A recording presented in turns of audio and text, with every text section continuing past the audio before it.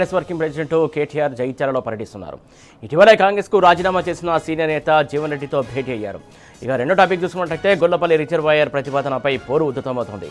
రైతుల కోసం బెబ్బులిలా గర్జన చేస్తోంది బీఆర్ఎస్ పార్టీ. రిజర్వాయర్ ప్రతిపాదన వెనక్కి తీసుకునే వరకు పోరాటం ఆగదని హరీష్ రావు హెచ్చరించారు. ఇక మూడో టాపిక్ చూసుకున్నట్లయితే సమస్యలు పరిష్కరించాలంటూ ఆర్టిజన్స్ కార్మికులు సమ్మె కొనసాగిస్తున్నారు. ఎన్నికల్లో ఇచ్చే హామీలన్నీ నెరవేర్చాలని ప్రభుత్వాన్ని డిమాండ్ చేస్తున్నారు. అప్పటి వరకు పోరాటం ఆగదని తేల్చి చెబుతున్నారు. ఇక నాలుగో టాపిక్ చూసుకున్నట్లయితే రంగారెడ్డి జిల్లా నాదర్గూల్లో రైతుల భూ పోరాటం ఉధృతంగా సాగుతోంది. 373 ఎకరాల భూమిని ఎట్టి పరిస్థితుల్లోనూ వదులుకోమని రైతులు తేల్చి చెప్పారు. అన్నదాతల పోరాటానికి బీఆర్ఎస్ పార్టీ అండగా నిలబడింది.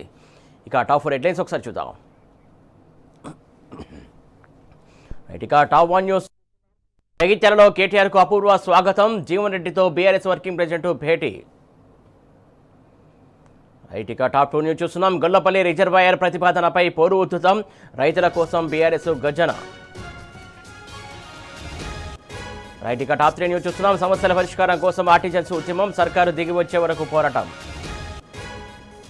ఇక టాప్ 4 న్యూస్ చూస్తున్నాం. నాదర్గూరులో భారీగా భూ కబ్జా, చచ్చిన భూమి వదులుకోమన్న రైతులు.